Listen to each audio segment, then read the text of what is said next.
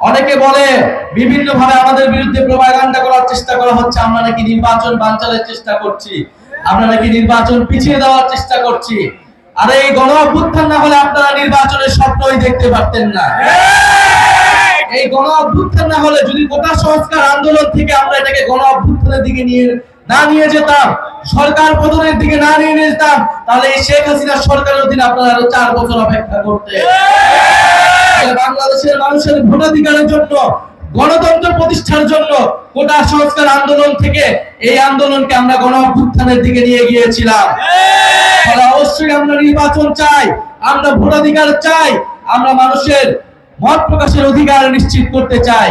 কিন্তু আমরা বলেছি শুধুমাত্র ভোটাধিকারের মাধ্যমে, শুধুমাত্র এক সরকার থেকে আরেক সরকার পরিবর্তনের মাধ্যমে আপনার আমার জীবনের কোনো পরিবর্তন হবে না। আমরা বলতে চাই, জুলাই সনদের মাধ্যমে আমরা এই 5ই আগস্টকে সর্বদলীয়ভাবে সেলিব্রেট করতে চাই, উদযাপন করতে চাই। তাই যারা নিজেদের দলীয় স্বার্থে এখনো এই জুলাই সনদে ঐক্যমত হয়নি, তাদের প্রতি আমাদের সাদর আহ্বান থাকবে, জনগণের স্বার্থে, দেশের স্বার্থে আপনারা ঐক্যমত পোষণ করুন। কারণ সংস্কারের জন্যই, পরিবর্তিত বাংলাদেশের জন্যই মানুষ রাজপথে নেমে এসেছিল, মানুষ জীবন দিয়েছিল। জীবন দিয়েছিল আমার রিকশাওয়ালা ভাই, জীবন দিয়েছিল আমার গার্মেন্টস এর ভাই, জীবন দিয়েছিল আমাদের পথ শিশুরা, জীবন দিয়েছিল আমাদের বোনেরা, জীবন দিয়েছিল শত শত ছাত্র তরুণরা। প্রিয় জামালপুরবাসী, এই জামালপুরে একটি একক আধিপত্য তৈরি করা হয়েছিল। জামালপুরে ভিন্ন রাজনৈতিক দলেরা কথা বলতে পারেনি, জামালপুরে ভিন্ন মত পোষণের কোনো সুযোগ ছিল না। আমরা চাই জামালপুরে যাতে এই ধরনের পরিস্থিতি আবার কখনো না হয়, কিন্তু আমরা সেরকম আলামত বিভিন্ন জায়গায় দেখছি।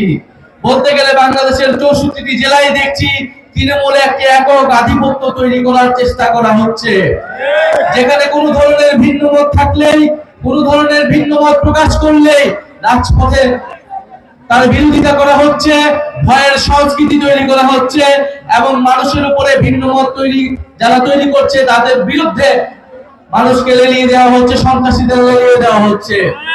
আমরা স্পষ্টভাবে বলতে চাই, গণ অভ্যুত্থানের শক্তি এখনো রাজপথে আছে।